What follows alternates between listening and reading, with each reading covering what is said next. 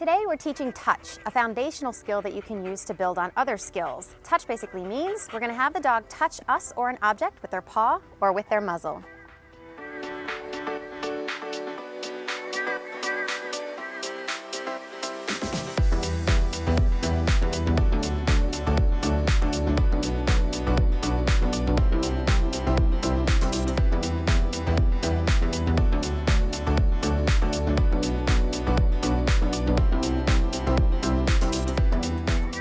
Today we're teaching touch, and touch is a foundational skill where we ask our dogs to touch us physically with either their paws, down, or with their muzzle.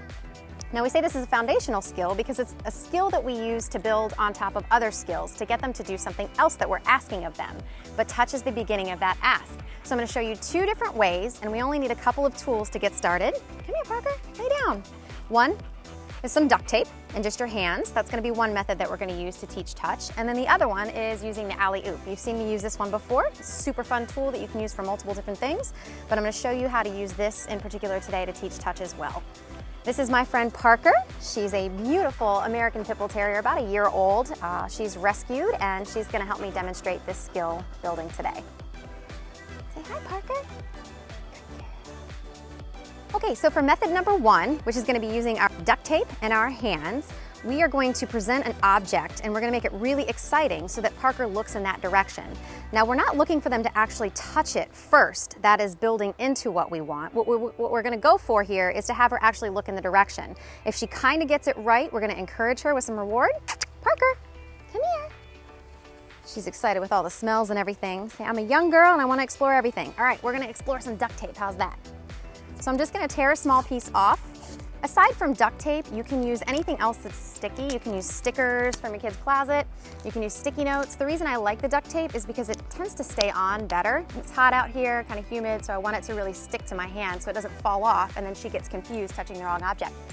Parker Bean, come. Here, good. All right, come here. You sit, good.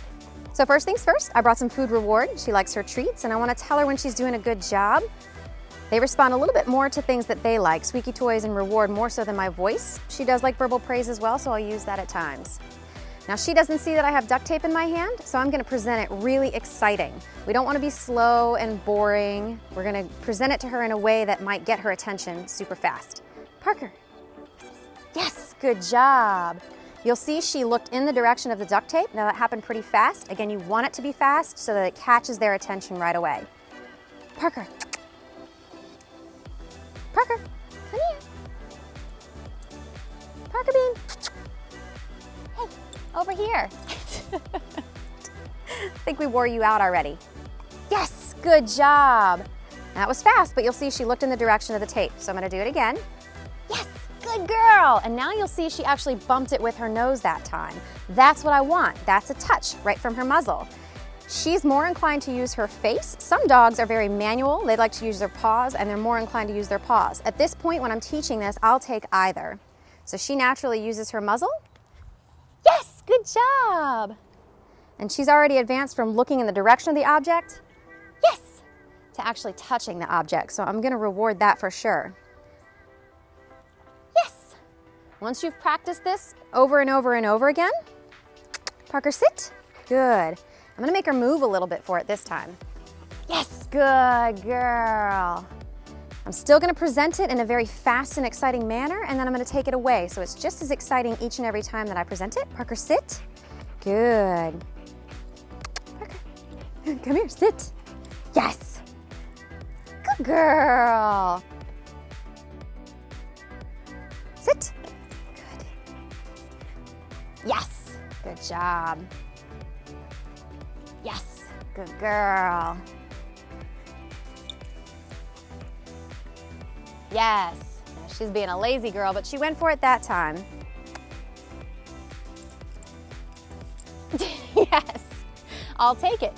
She used her paw that time, but it's still the same concept. Now she's gonna try touching an object that we haven't even introduced yet, so she's figuring out the name of this game. Good, yes. So to build it in even further, you're just gonna create a little bit more distance. Yes, good, and make her work for it a bit. Good girl. All right, Parker, you ready to try tool number 2?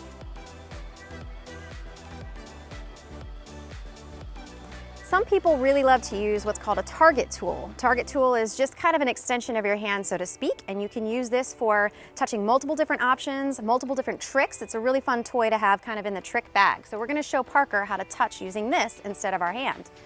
Now the methodology is really much the same. We're going to present this in a very exciting and quick manner, just as we did the hand with the duct tape. Parker! Parker Bean, come! Come on, Parker! Good girl. Good come. So I'm going to present it just as I did with the duct tape before. Yes! And she immediately looks at it. She's kind of curious, wants to explore, and then I'm going to take it away and hide it behind my back. Yes! Good. Yes. Now see, she's just looking in the direction. That's what I want. I want her to go for the object, to look at the object before we build in actually touching it. We're going to do it step by step. Parker, sit. Good girl. Good girl. Yes, good job. Yes, good. Parker, you ready? What's that? Yes, good girl. Now you can see she's touching it. She learned a little bit from the hand game. Yes. And now she's kind of figured out that I want her to actually make contact with the target. Good, she got a little distracted there, but she still did it. Same with the hand. Once we've done it over and over and over again, and she gets the idea, I'm gonna move it farther out. Yes, good. Still presenting it in a quick and exciting manner. If I present it to her like this, for most dogs, it's gonna be kind of boring. And she's like, okay, I'll do it because I figured it out. But a lot of dogs, it's just not exciting enough at that point, so. Good girl, Parker. Yes! A lazy stroll over to it, but she got it. Yes, good girl. Parker. She's like, I'll follow. I kind of like this game. This is fun. Now, if you'll notice there, I presented it and she didn't see it. So I'm not going to leave it out there and wait. I'm going to take it away again. So I can keep that momentum going with the excitement of presenting something new. Parker! Yes, good job. Thank you for coming. Parker Bean. Nope, she hears a kid in the background. So I'm going to take it away so she doesn't have the distraction. Leave it. Good girl. Sit. Thank you. We'll wait for the distraction to pass. With distractions, it's always important to start in an area of very low distraction or no distractions so they can get the concept behind the behavior itself that you're trying to teach. Putting in distractions, kids in the backyard, other dogs around, makes it very difficult for them to actually figure it out. Parker? Or more difficult, I should say. It's not impossible, but it's certainly much easier for them to learn under no distraction prior to adding distraction. Yes, good job. Yes, good. Yes, good. All right, now, if she gets this down and she's doing touch really, really well with the tool, you can use the other side of the alley-oop, which is right here, the base. Pop this little thing back together. It's kind of self-regulating and self-righting, kind of like those little Russian tumble dolls. So we can put this down on the ground, and then you can build in touch on a different object. Parker, touch, yes. Now you'll notice she didn't do it perfectly, yes, but she kind of got it. So every time she gets near it, yes, I'm gonna praise her and give her a reward for it. Parker.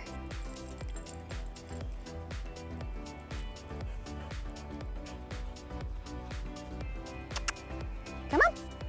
Yes, good. Yes, good job. Yes, good. You want it every single time she gets anywhere near or touches it. Parker, come. Now if she's getting kind of bored or she's not really into the game anymore, you can pull them away, walk them back over, see if she does it again. Come on, come, good girl. Good girl.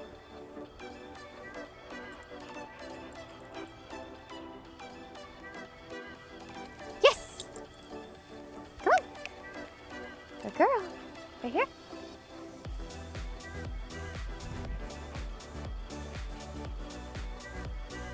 Now here she's kind of worn out and tired. It's hot. She's more focused on me and the fact that I have treats than she is what I'm actually asking. So if something like this happens, take a couple steps back, take a break, take a breather, and then we're gonna reapproach it again. But I always want Parker to end on a win and have a good positive experience during training.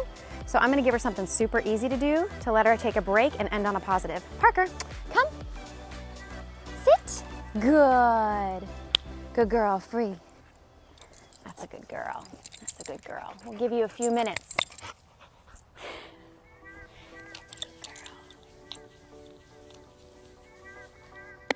So while Parker is taking a little brain break, we're going to talk about why we teach touch and what you can use this for. Now, personally, I'm a service dog trainer, so I use it in service dog training when I want to teach alerts. Alerts is basically a way for a dog to notify a person that a pattern of behaviors that could potentially be harmful is happening, or something else is about to happen where they need to notify you pretty quickly so that you're attentive to that issue. One of the things that I use in training alerts for are things like anxious behaviors, where someone is has a very heightened sense of anxiety. So they're wringing their hands back and forth, they're starting to breathe really heavy, or they're tapping or shaking, or just showing different signs that a potential anxiety attack or other form of distress is coming onto them. So dogs are really useful in alerting to let people know that, hey, it's okay, I'm here, I just want to give you the heads up that this is happening and you're doing this. So they're really great at alerting people before they even know that they're practicing some of these behaviors.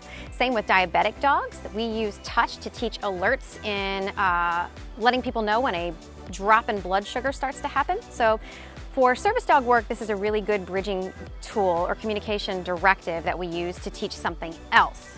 So you might be saying, well, I don't need a service dog and I don't need a reason for my dog to alert. Why would I teach my dog touch? Well, a couple things. One, it's always good to add a new skill to the bag of tricks that you have for fun. It keeps their brain working, it keeps the energy fun and exciting, keeps them very engaged with you, and helps you build your bond. So it really doesn't matter what the skill is that you're teaching. It's always fun to pick a new skill and to teach it. Now, if you want to take touch a little bit further and put it in practical use, you can teach your dog using touch as the foundational skill to do things like open and close doors, to get a really nice tight heel, and even to differentiate items like touching a teddy bear or a ball. So those are some fun uses that you can do at home with your dog as far as training tricks go, and using it in practical ways if you're not service dog training. One other thing I wanted to mention is I train with an organization called Operation Sidekick. It's a program through the American Pit Bull Foundation. In fact, I'm repping one of their awesome green t-shirts here. I'll be sure to put the link down below in the description so that you can grab one of these as well. And I just wanted to mention them briefly because Parker, who we're working with today, was one of our dogs that we were trying to train for the program, but she's super social and didn't quite exactly have what we were looking for service dog work. But I'd love it if you take a look at this program. It's at os.vet. Again, I'll put the links in the bottom. But this is a nonprofit organization that's rescuing pit bulls. Parker is a rescued pit bull who was on a euthanasia list as well as her siblings and mother. And I'd love it if you supported these guys. Check them out. You can get one of these cool t-shirts. They got a bunch of different colors, or you can sign up for their 22 for 22 subscription to help veterans in need and help rescue pit bulls to help those veterans. All right, let's go see if Parker's ready to do some work again. All right, so Parker's had herself a little 5-minute break. So we're hoping that her brain will be kicked into gear and we can go over a couple of things for the homework assignment, because the homework is the most important thing. You gotta put the reps in to get it right. So practice, practice, practice. All right, Parker, you ready? Good girl. Now for the homework, you can use either your hand and the duct tape to present. Either way, it's always a good idea to switch it up. So if you get one method down in the homework, go ahead and switch to the second method and try that out and see what you think. Parker, come here. Good girl, sit. I've got her on leash this time only because I'm gonna walk her by during the homework process, so you can use a leash just to keep them kind of checked in. Out here in the backyard, there's a lot of smells, a lot of distractions, and even though we're in the shade, she's still pretty hot. So I'm using the leash just as a little bit of communication direction if I need it. All right, so step one for presenting. All we're gonna do is present, treat, present, treat, present, treat. 3 times in a row. And we're gonna do this over and over again as practice. Again, you only need a couple of days a week, maybe 5 minutes at a time at most until they get it down and you can progress to the next step. All right, step 1. Now remember, in the video, we talked about her just looking in the general direction. So anything she gives me in the direction of the object I'm presenting, I'm gonna reward. Parker, sit. Good. Ready, Mama? Yes. Good. Yes. Yes. Good job. All right, so we're gonna try 3 more times. Yes, good girl. Yes. Slow and hot and tired, but there. Don't inhale your treat, silly. Yes. All right. Now, ideally, you'd move a little bit faster than that, but I'm reading from her that she's hot and tired and needs to move a little bit slower. Well, we had a moment of technical difficulty. Our camera overheated. So I'm gonna pick up where we left off. We're in the homework. Step 1, treat, repeat, treat, repeat, treat, repeat. Just 3 times. We're gonna offer our presentation of the object. So we started with the alley-oop. We're just gonna present and reward. Good girl. 3 times nice and fast. Not so fast they can't finish their treat, of course. Parker likes to eat things slowly, but still quick enough. Yes, good, to where it's fun. So again, practice, present, treat, treat. Timing is super important. Good girl. Step number 2 in the process, come on, Parker, is just gonna be walking by an object to present. So this is gonna help build this touch in a little bit further. So you can use the alley-oop or you can associate another object with touching. It really doesn't matter what it is, as long as she gets the idea that you want her to touch the object. Now you'll notice I still haven't built in the word yet. This is just practice for homework to get her to the point where she understands what we're trying to communicate. So I'm gonna walk her by. Yes! Remember, I'm not looking for her to touch it necessarily, just to notice that it's there, so she gets the idea of what I want her to pay attention to. Yes, good girl. Bring her away. So the whole point in step 2 is walk up, get her close to it, see if she acknowledges it. That's it. And if she doesn't, walk away and try again. But it's just approaching and reapproaching over and over again. Yes, good girl. Did it that time, good job. So walking back over and over again.